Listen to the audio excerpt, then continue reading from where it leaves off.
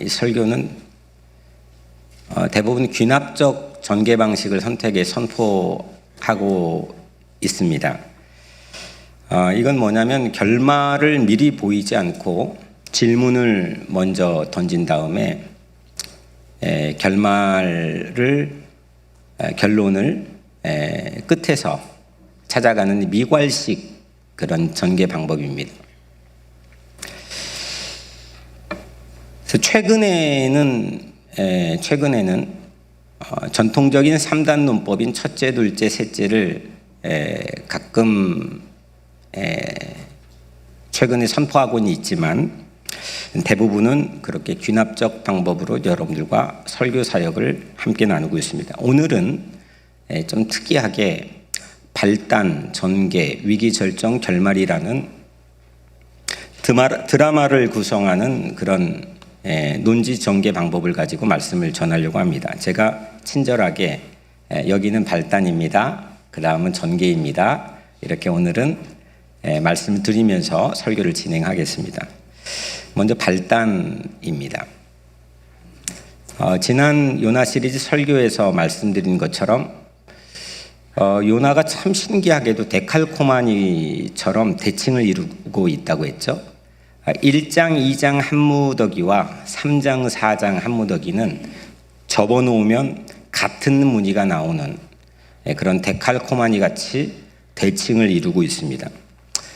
1장 1절과 3장 1절에 동일하게 요나에게 하나님의 말씀이 임했고 각각의 2절에서는 그 말씀의 내용이 일치하고 그리고 3절에서는 요나의 반응이 나오고 또 그 뒤로는 이교도의 반응, 하나님의 경고와 함께 이교도의 반응, 그리고 이교도 지도자들의 반응, 이게 너무 흡사하게 닮은 꼴로 이루어져 있습니다. 근데 다만 딱 한 가지 차이가 있다 그랬죠. 그게 뭐였죠? 딱 한 가지. 요나의 변화였습니다. 1장 1절에서는 1장 3절에서는 하나님의 말씀을 거절했던 요나,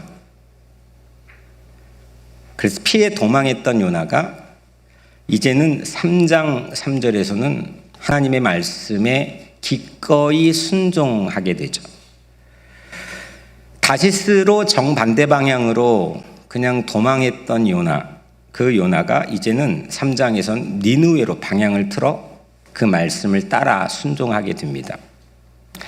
3장에서 요나는 더는 도망하지도 않고 또 자신에게 난감한 말씀인데 아주 순순히 그 말씀을 받아들이는 모습을 보게 되죠. 삶이 전혀 새로운 국면으로 접어들었습니다. 기쁜 일이죠. 게다가 이 요나 한 사람의 변화로 도시의 변화까지 이루어졌습니다. 요나가 설교를 딱 하루 했더니 도시가 전체가 뒤집어졌습니다. 최고 지도자에서 시민 하나하나까지 전부 다 변화됐습니다.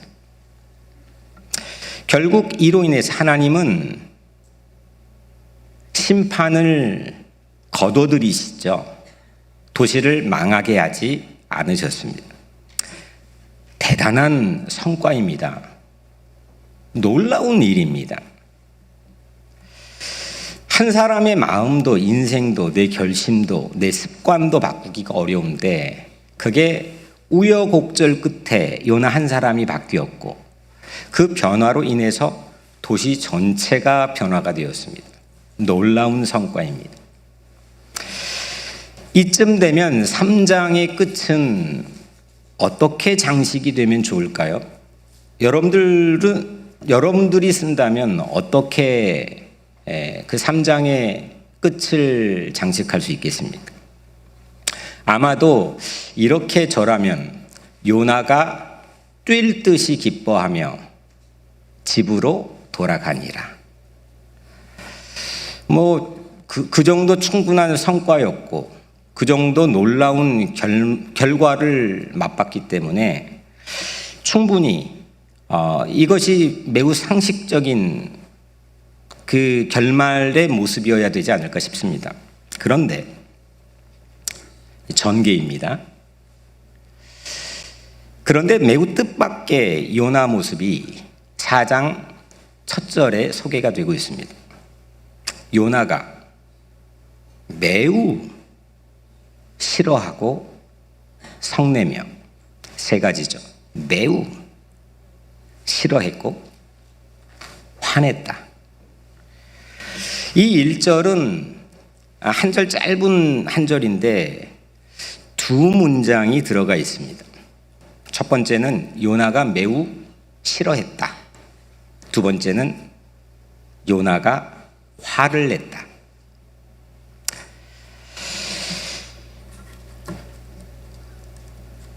가장 포악한 청중에게 설교했습니다. 들을 것 같지 않는 사람에게 설교했던 겁니다. 근데 전부 회개했습니다. 당연히 기뻐해야 하는데 요나는 거꾸로 격분했습니다. 요나는 다시 제자리로 돌아간 느낌이 되었습니다. 실컷 변화되었는데 오늘 말씀의 제목처럼 다시 제자리로 돌아간 느낌을 우리에게 제공합니다. 이 짧은 1절이지만 의미를 깊이 파악하기 위해서 한 걸음 더 들어가서 살펴보려고 합니다. 하나씩 보면 매우입니다. 요나는 매우 싫어하고 성내며, 그 중에 매우. 이 매우는 히브리어로 가톨인데 히브리어를 기억하실 필요는 전혀 없습니다. 이건 요나서에서 반복된 큰이라고 하는 말과 같은 히브리어 단어입니다. 가톨. 이거는 큰 성읍 니느웨, 큰 바람, 큰 폭풍, 큰 물고기, 전부 다 가톨입니다. 요나는 매우 싫어하고, 이건 크게 싫어했다는 겁니다. 니느웨, 바람, 폭풍, 물고기에게 쓰였던 가톨, 이 큰이 이젠 요나에게 거꾸로 쓰여지고 있습니다. 요나의 심리, 감정, 이거에 거꾸로 뒤바뀌어 씌워지고 있습니다. 요나가 싫어한 것이, 지금 싫어하고 있는 것이 그만큼, 니느웨만큼, 그 바람만큼, 그 폭풍만큼, 물고기만큼 그 크게 싫어했다는 반증이겠죠. 두 번째로 싫어하고입니다. 요나는 매우 싫어하고, 싫어하고는 히브리어로 라인데 이건 요나서의 어떤 말과 똑같은 단어냐면 아주 자주 나오는 재앙이라고 하는 말입니다.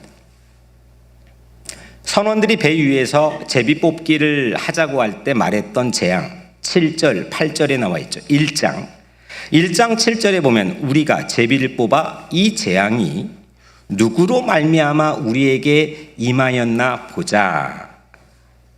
이때 재앙, 이게 라, 싫어하고와 똑같은 단어입니다.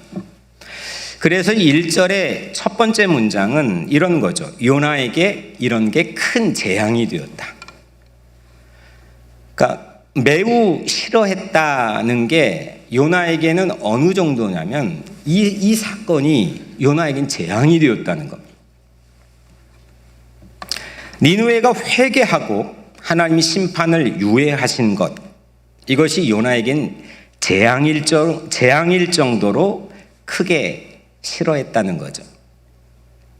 니느웨, 바람, 물고기의 커다란 모습이 이젠 요나에게 거꾸로 뒤집어 씌워져 있습니다. 요나는 기껏 변했는데 다시 제자리로 돌아갔습니다.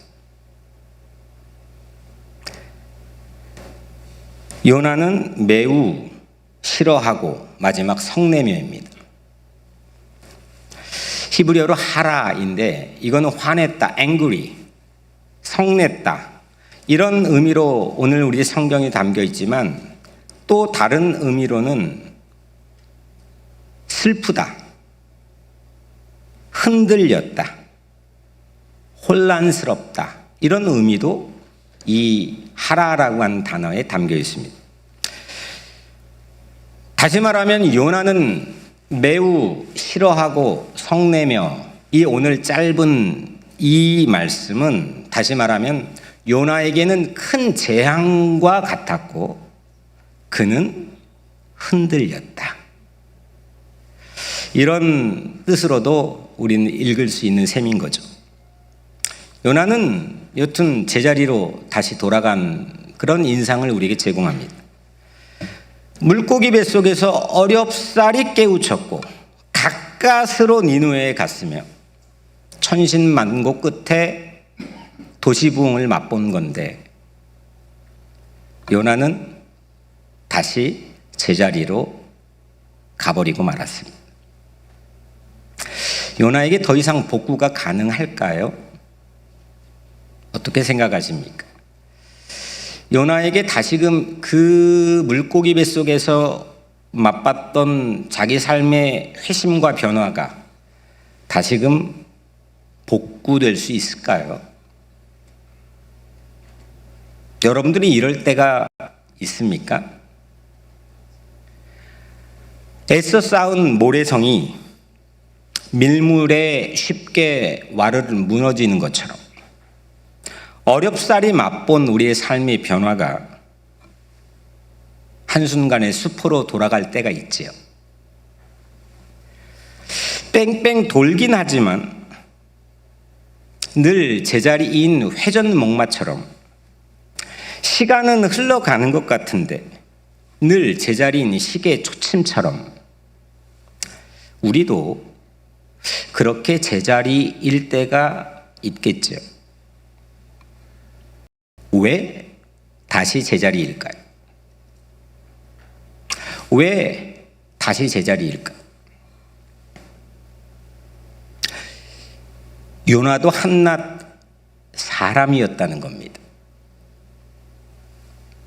물고기 뱃속에 죽었다가 다시 산 건데, 다시 탄생한 건데, 그는 그렇게 탄생한 후에도 살과 피로 만들어진 사람에 불과했습니다.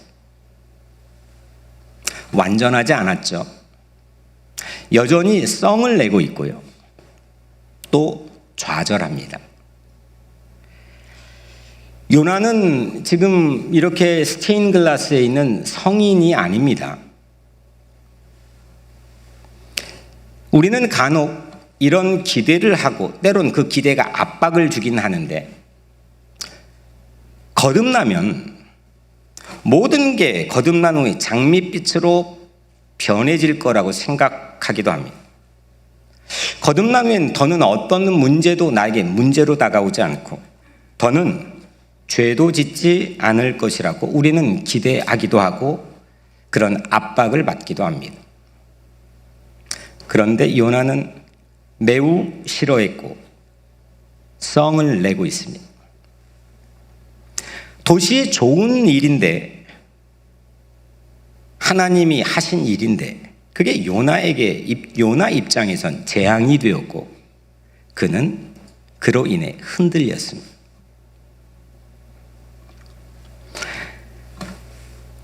밑이 빠진 독에 은혜를 붓는 꼴이 요나이지 않을까 싶습니다.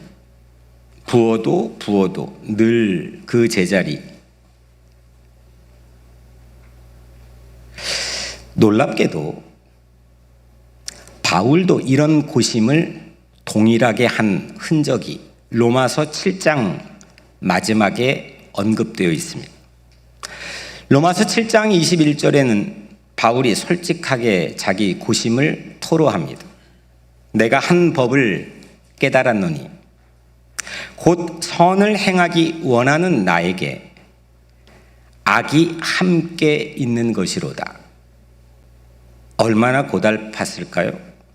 바울 안에 두 사람이 살고 있는 겁니다. 내 안에 두 사람이 살고 있는 겁니다. 나는 분명히 한 사람 바울인데 자기 안에 두 사람이 있다는 겁니다. 선을 행하길 원하는 나와 하지만 악을 행해버리고만 내가 이 두 사람이 내 안에 함께 살고 있다는 것을 바울도 이야기하고 있습니다. 여러분들은 어떻습니까? 그래서 바울은 스스로 이렇게 탄식을 이어서 하죠. 로마서 7장 24절에 오호라 나는 곤고한 사람이로다. 이 사망의 몸에서 누가 나를 건져내랴.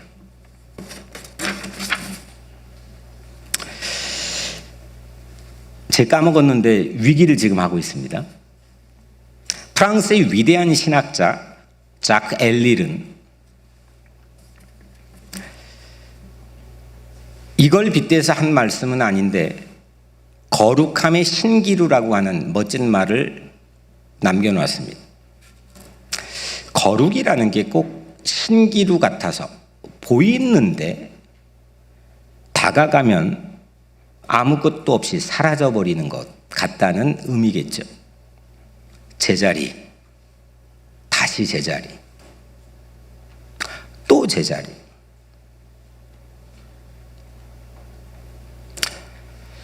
그 제자리에 서게 되면 힘이 빠집니다.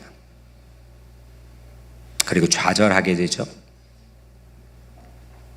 내가 분명히 했던 회심도 나 스스로 의심하게 되고, 심지어 내가 받았던 구원도 의심하는 지경에 이를 수도 있죠.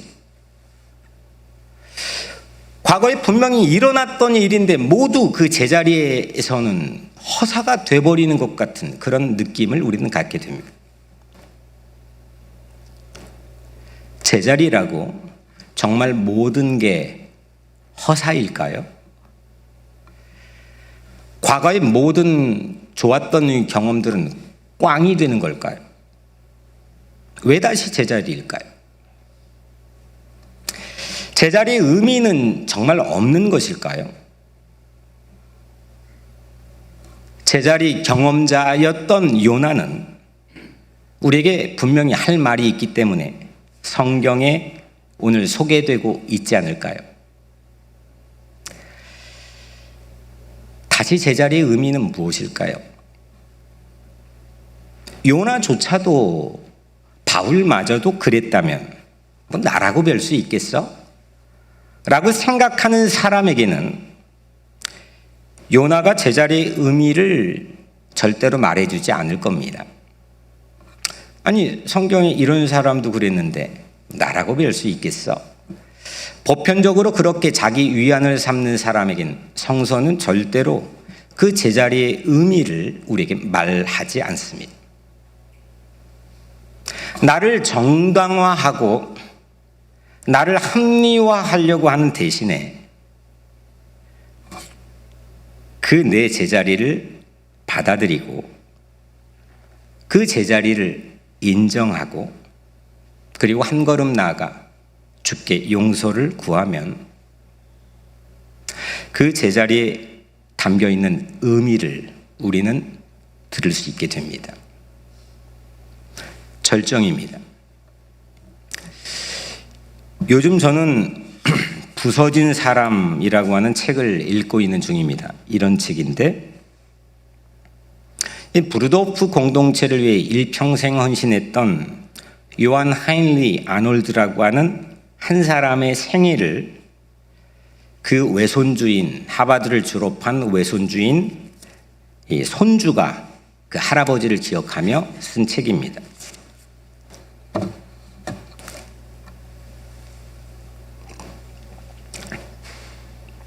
브루도프 공동체는 예수를 따르기 위해서 자신의 모든 일신의 편의와 안위를 다 포기하고 예수의 특별히 산상순의 말씀을 따르기 위해서 1920년 제1차 세계대전이 막 끝난 무렵 1920년 독일의 한 마을에서 이 한 가족이 시작을 했습니다. 현재는 독일, 영국, 파라과이, 호주 각국에 있고 2022년도에는 한국에도 세워졌고 미국에는 16개 공동체가 있으며 업스테이트 뉴욕이나 커네디컷 가까이에는 이 공동체가 있습니다. 이 책의 서문을 세계적인 영성가인 유진 피터슨이 썼는데 그는 이렇게 이 책에 대해서 서문으로 평가했습니다. 그대로 옮겨드리면 이 책에 담긴 이야기는 지상 최고의 스토리인 예수님 이야기만큼 가치가 있습니다. 우리 삶의 현장에서 재현된 복음이기 때문입니다. 브루도프 공동체가 어떤 건지 그 가치를 대변하는 책의 한 부분을 제가 잠깐 소개해드리면 그대로 읽어드릴게요.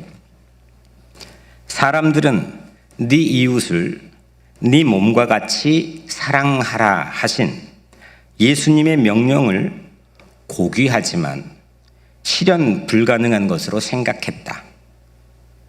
그러나 그는 그 말씀을, 이 그는 주인공입니다. 그는 그 말씀을 실천하기 위해 과감히 독일 베를린의 화려함을 포기하고 이곳으로 이주했다. 예수님의 명령을 따르기 위해서는 완전히 다른 방식의 삶이 필요했다. 우리에겐 형제와 자매가 필요하다. 우리는 예수님의 산상수훈을 따라야 한다.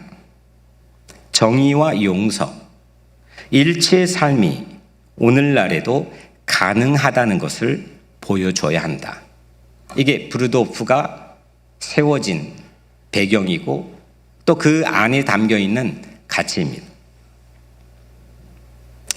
사람들은 예수님의 말씀을 고귀하다고 여기고 늘 입에 달고 있지만 실제 솔직한 우리 각자의 삶의 현장에 깔려있는 심리에서는 이건 불가능한 거야 라고 어느 정도 합의한 상태의 신앙생활을 하는 경우가 많다는 걸 전제로 깔고 얘기하는 거죠. 그렇지만 그들은 결국 해냈습니다. 100년이 넘은 오늘도 이 가치는 지속되고 있습니다. 그걸 확인하기 위해 말씀을 준비하며 어제 저녁 그 공동체에 유일하게 속해 있는 한국인 부부에게 전화를 해서 실제 이 가치가 오늘날 공동체의 가족들과 이야기되고 기도하고 함께 나누어지고 있는지 물었습니다. 여전히 유지되고 있었습니다. 그런데 놀라운 것은 제가 이렇게 훌륭한 공동체의 단면을 소개하려고 이 이야기를 꺼낸 게 아닙니다. 그런데 놀라운 것은 이 예수만 따르려고 하는 사람들, 자기 모든 것들을 포기하고 나누고 헌신하고 함께 공동으로 소유하려는 정말 예수의 정신 하나로 일평생을 살아가려고 헌신하는 그 부르심에 응답했던 사람들에게 전혀 어울리지 않는 좌절, 상처, 죄책감 이런 것들이 이 부서진 사람이라는 이 책에 너무 가감없이 솔직하게 담겨 있다는 거에 놀랐습니다.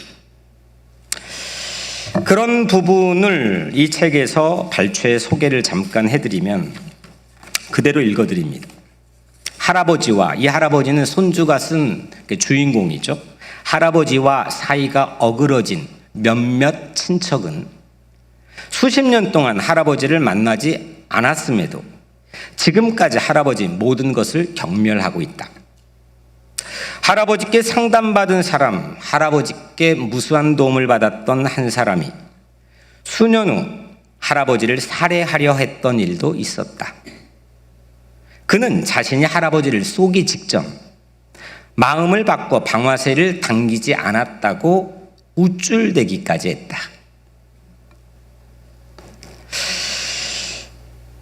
하인리 아놀드라고 하는 이 성인 같은 사람, 오직 예수, 그 예수만을 따르기 위해 자기 모든 걸 던져 타협하지 않았던 이 사람에게조차도 수십 년 동안 만나지 않았던 친척들이 있었고 이 주인공을 경멸하는 사람들도 있었으며 심지어는 그를 향해 총을 쏴 살해하려고 하는 사람도 있었다는 겁니다.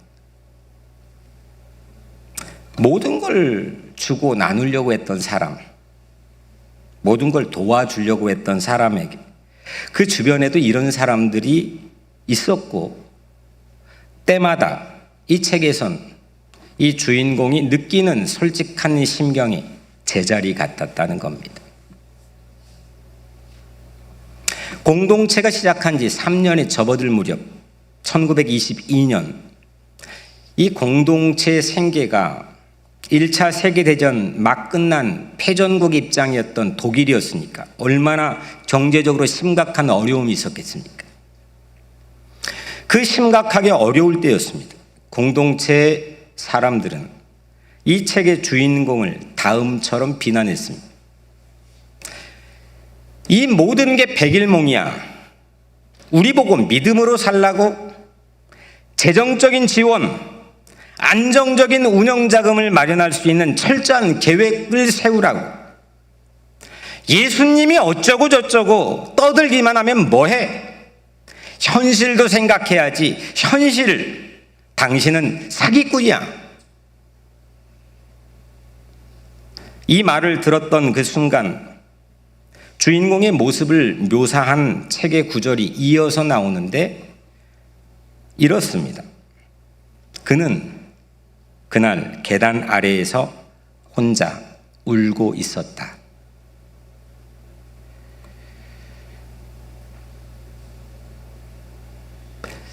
그리고 이어서 이런 책의 글귀가 이어집니다. 그를 가장 매몰차게 비난했던 사람 중에는 수년간 가장 사랑하고 신뢰했던 사람들도 있었다.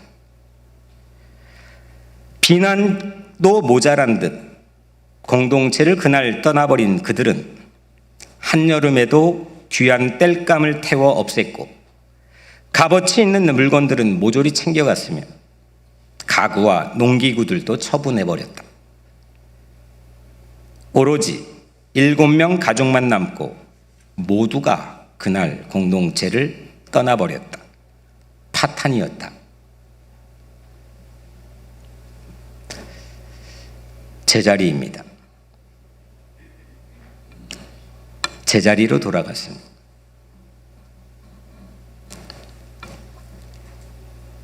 그는 이 책의 제목처럼 부서진 사람, broken man이었습니다. 울었고 좌절했고 흔들렸고 성내기도 했습니다. 그러나 단 하나, 딱 단 하나, 그 부서진 사람은 예수를 따르는 삶을 포기하지 않았어요. 예수를 따르는 삶을 포기하지 않았던 그는 그곳에 또다시 봄이 찾아왔고 그 이듬해 또 봄이 찾아왔고 그 계절의 변화처럼 그 공동체 고아들이 찾아왔고 과부들이 찾아왔으며 나그네들이 또 찾아왔죠. 그리고 오늘도 건재하죠. 결말입니다. 왜 다시 제자리인가?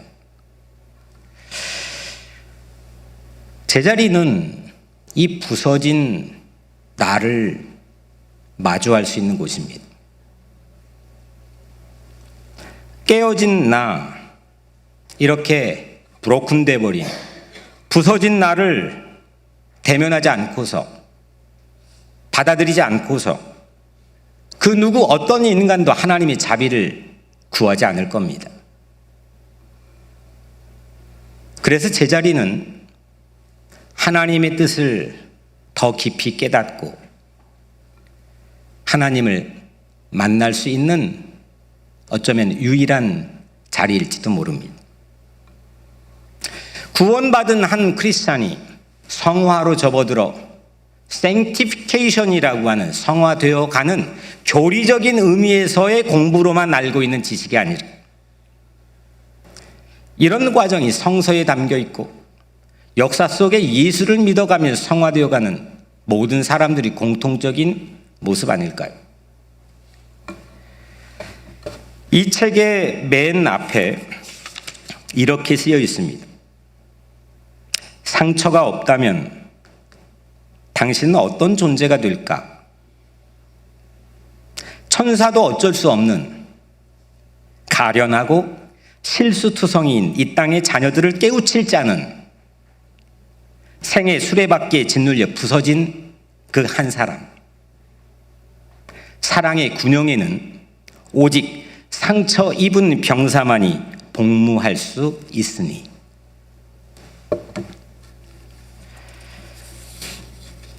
요나도 오늘 1절처럼 제자리인 4장에 와서야 비로소 처음으로 4장 전반에 하나님의 뜻을 우리에게 보여주기 시작합니다. 제자리가 아니고서 어떤 인간도 오만해질 수밖에 없지요. 떠나게 됩니다.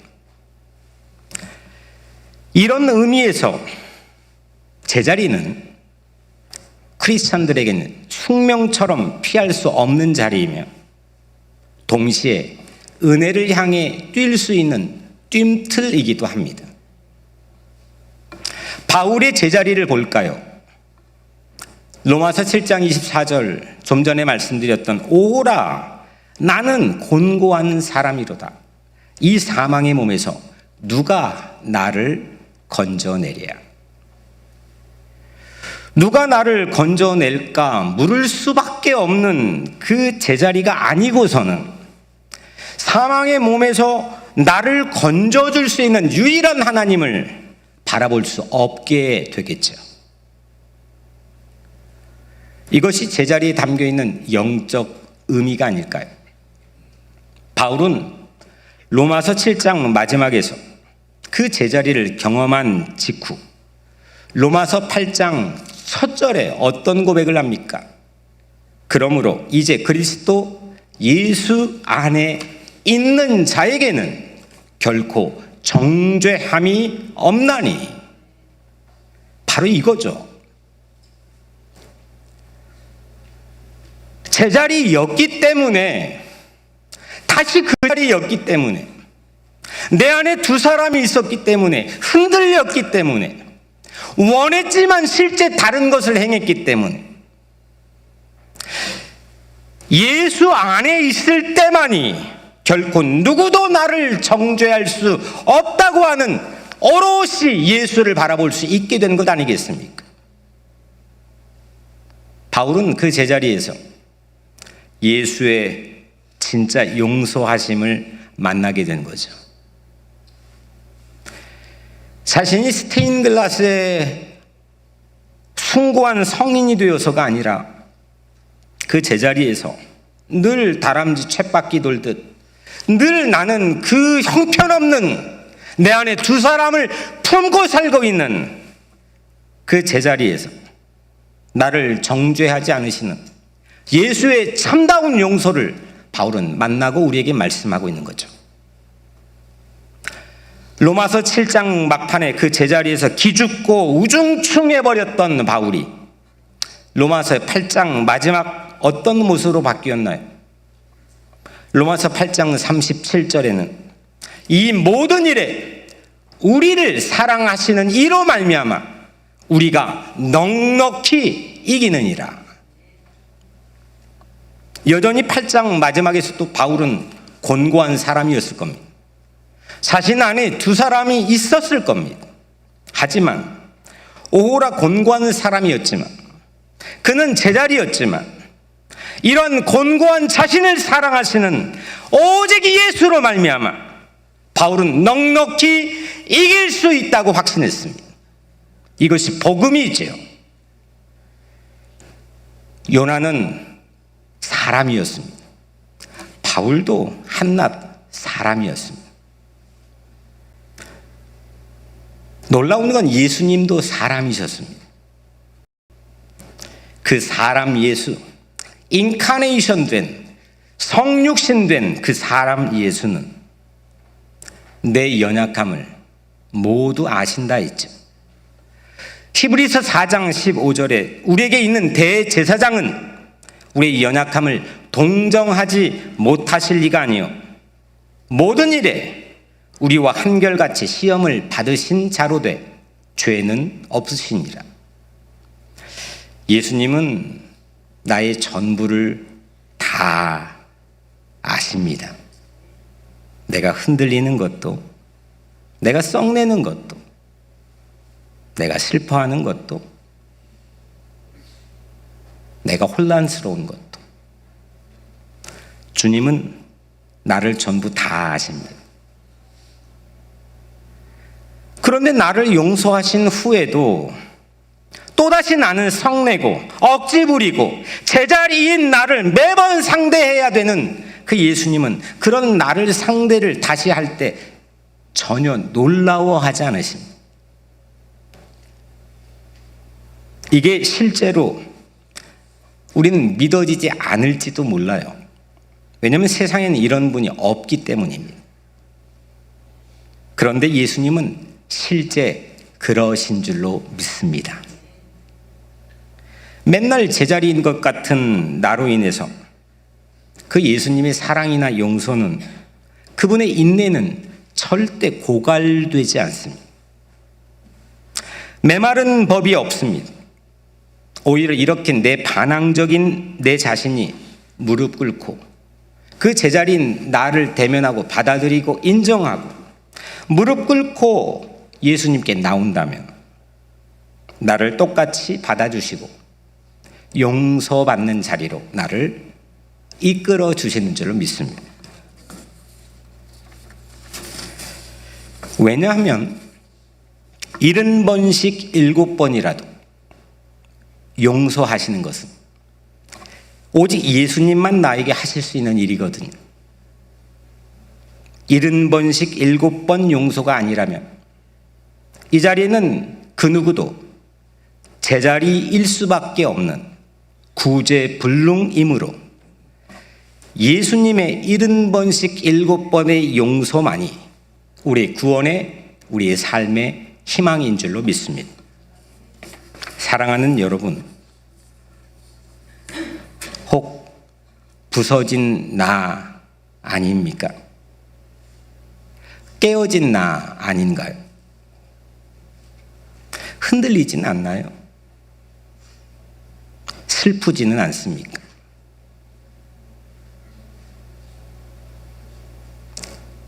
세상의 좋은 일들조차, 남들 다 웃고 좋아하는 것조차 나에게 재앙처럼 다가와 버리는 나의 비참함을 경험하고 있지는 않습니까?